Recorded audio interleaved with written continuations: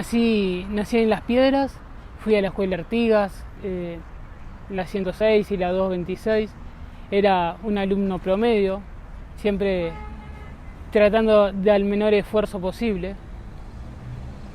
En cuanto a deportes, y practicaba natación hasta los 6-7 años en el Club Solís.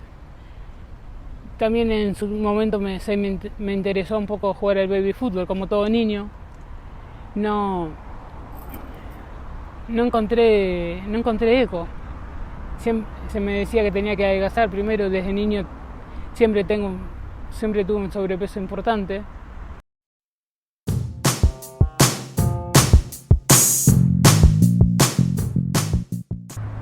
Por más que quisiera involucrarme en el deporte, no siempre tenía éxito. Recuerdo que, por ejemplo, fueron de una escuela de atletismo a la escuela a captar niños que quisieran correr, y entre todos nos entreveramos ahí en la prueba, ¿no?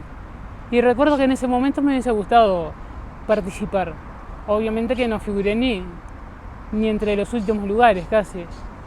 Sacaron a los 2 más rápidos de cada grupo y eso fue como una experiencia, digamos, que ahora viéndolo de adulto pienso que de repente el deporte debería ser visto algo como mucho más inclusivo, generar políticas para que el deporte, enseñar a través del deporte, que sea mucho más inclusivo.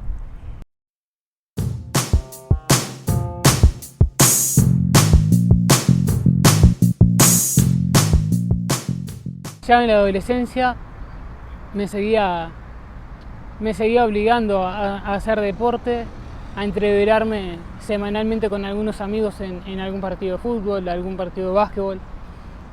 También me insistía mucho mi familia el hecho de salir a caminar.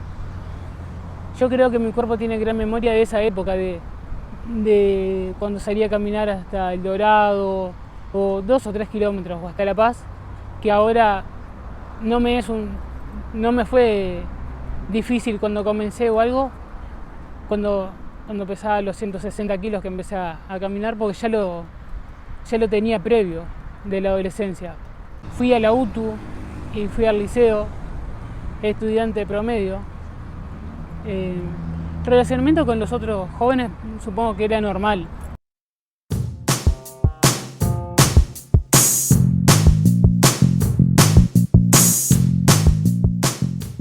Bueno, viví un par de años en Chile, y cuando volví de Chile ya por los 22, 23 años se me dificultó encontrar trabajo. Si bien trabajé en un par de lados,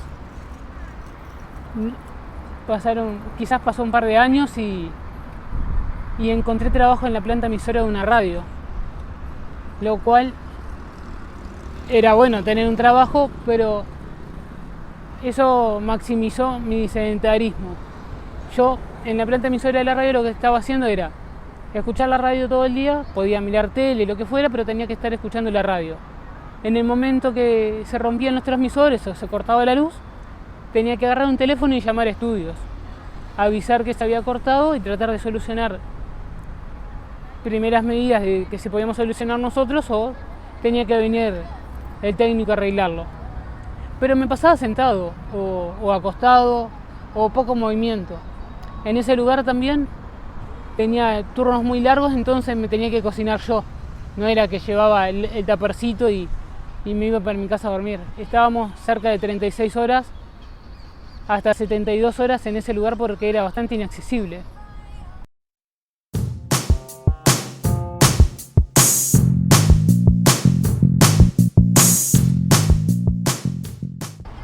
Ahí, por ejemplo, me cocinaba yo y la olla era mi plato. Si hacía un paquete de fideos, me mentía. Por ejemplo, decía, para la noche de las 3 de la tarde ya no tenía fideos. O guiso, o lo que fuera que hubiese hecho. Cocinaba grandes cantidades y como estaba aburrido, comía. Entonces ese combo de sedentarismo y grandes volúmenes de comida me llevó a pesar los 180 kilos. No todo fue malo. En esa época, Cuando yo había vuelto de Chile conocí a mi esposa, Janet, con la cual fuimos 7 años los mejores amigos. De hecho, ella me buscaba novio a mí y yo le buscaba novio a ella. Como te decía, no todo fue malo.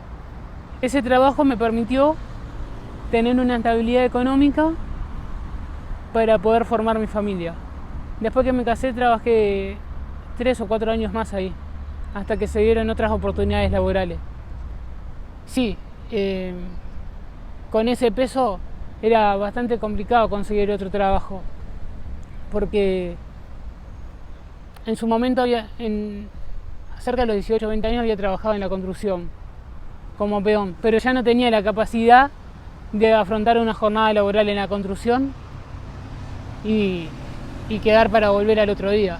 Entonces tenía que adaptarme mucho, los trabajos que consiguiera tenía que ser adaptado a algo que yo pudiera realizar con 180 kilos.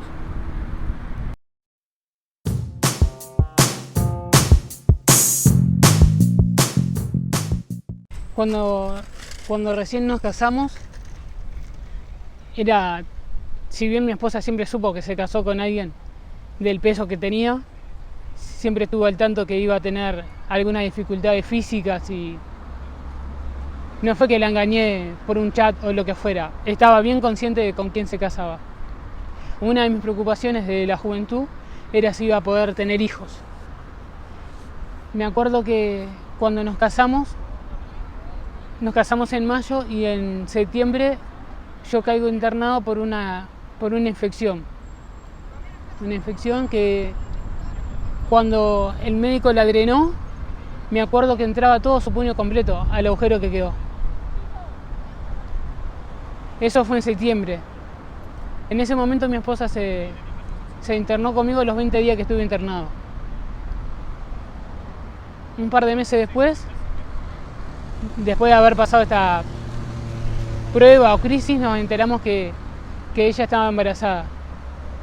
Ahí empezó el proceso de ser padre, de algunos miedos que uno se planteaba con ese peso, ¿hasta cuándo la vería crecer a mi hija? 2, 3 años, 10, con suerte llegaba a los 15, porque yo era consciente de que mi salud o mis cuidados para mi salud eran de pésimo a algo similar. Esas infecciones volvieron a repetirse hasta que en diciembre del 2015 caigo internado por una infección y el médico me dijo, si no te mata esta, te mata la próxima, vas a tener que cambiar.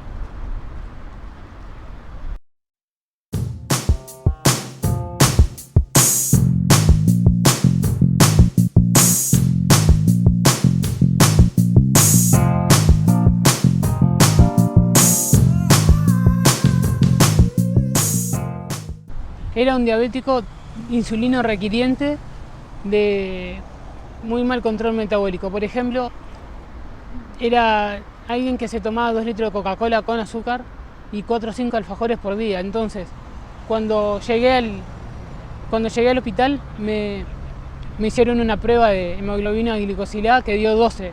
Un valor alto es 6. Yo tenía el doble. Entonces, el cambio para poder normalizar todo iba a costar, pero iba a ser posible. Cuando yo estuve internado pasaron muchas cosas por mi mente. Repicaba lo de que seguramente si no me mataba esa infección me podía matar la otra. Entonces cuando salí de alta lo que pensé fue, bueno, estos 10 días de cuidados, de comer cantidades saludables, puedo tomarlo como un trampolín o puedo tirar toda la basura y volver en 2 semanas, 3 semanas con una infección de nuevo al hospital.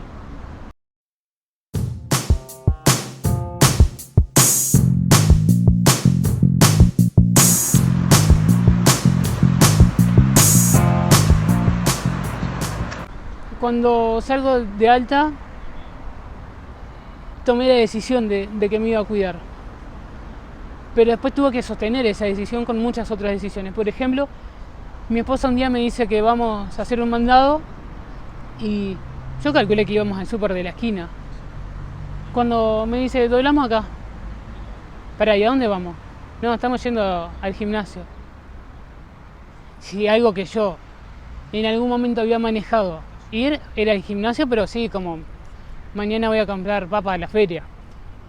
Ninguna intención real de ir. También por muchos los preconceptos personales, ¿no? No, ahí van a estar todo cuadrado, o ¿qué van a decir? Este se perdió buscando el carrito de hamburguesas. Todo eso me pasó por la cabeza. Pero llegamos al gimnasio, hablamos con uno de los dueños, nos pasó la información básica de cuánto costaba, horarios, todo eso. Y el otro día fui y me anoté. Recálquese, fui y me anoté, no fue y me anotó. Ese día, un mes parecía como 3 eternidades juntas. Empezamos, cuando me dice, vos lo que podés hacer es caminar en la cinta, al ritmo que puedas. Me acuerdo que los primeros kilómetros demoraba 16, 17 minutos. Al mes ya estaba haciendo los 5 kilómetros en 1 hora. En ese tiempo unos amigos organizaban una 5K por acá, por la vereda, por la Rambla, que coincidentemente arrancaba en el mojón 5000 metros de ahí de la cantera del Parque Rodó y terminaba acá en las Letras de Montevideo. Dije, bueno, si yo ya estoy haciendo 5K arriba de la cinta, bien puedo hacerlo por la Rambla. Y el hecho de decir eso, de que yo me iba a anotar una 5K, 6 o 7 de mis amigos se anotaron, porque si yo, que estaba en estado paupérrimo, la iba a hacer, como ellos no iban a poder hacerlo.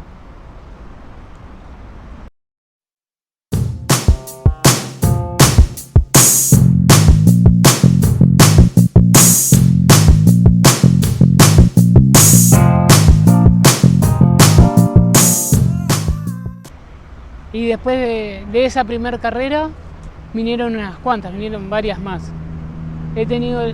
A mí el correr me da libertad. Es impresionante el correr, caminar, trotar o arrastrarme. El hecho de que pude correr en el medio 18, en el medio de la Rambla, en la pista del aeropuerto. Todo eso es un envión de energía que me da el poder hacer lo que me gusta, lo que me apasiona en paisajes hermosos. Carreras importantes que considero importantes para mí, la San Felipe. ¿Por qué? Porque la San Felipe arranca en Carrasco y termina en Trujillo. Pero coincidentemente, en una de las empresas que yo trabajaba con 180 kilos, pasás por la puerta a una cuadra está a una cuadra de la largada. Entonces arrancar la San Felipe y ya chocarme con esa empresa es como un disparador. Me lleva a pensar que vos acá te arrastrabas con los 180 kilos. Aún creo que se ve la máquina de snack que hay adentro. La San Antonio, otra carrera que me encanta. En algún momento con mucho peso lo había subido caminando, no en modo carrera, pero lo había subido caminando el cerro. Y yo siempre digo que esa carrera, después de haber bajado todos estos kilos, mi cuerpo tiene memoria. Entonces me es mucho más fácil a mí trepar el cerro que andar en plano.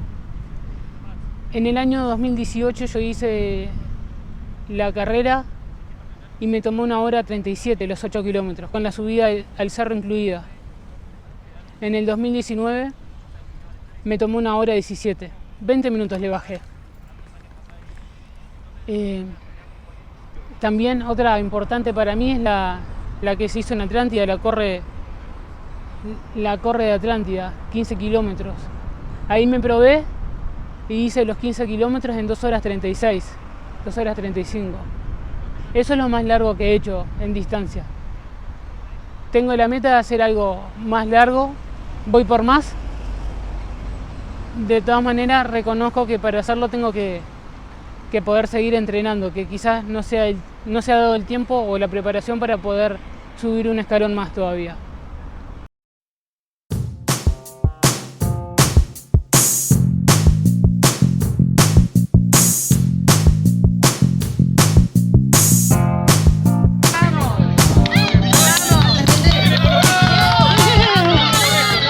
En las carreras yo corro con mi remera, que es la de mi página, Mi lucha contra la obesidad.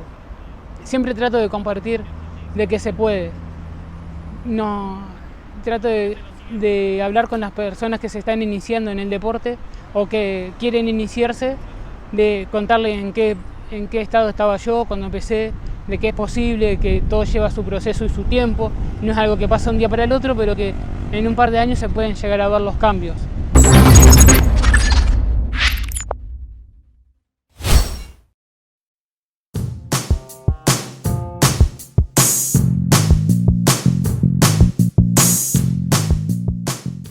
Y así como me motiva muchísimo el deporte, lo que he tratado de hacer desde que formé la página es organizar actividades saludables, gratuitas, para que las personas que están con sedentarismo y obesidad o simplemente desean sumarse a las caminatas puedan hacerlo.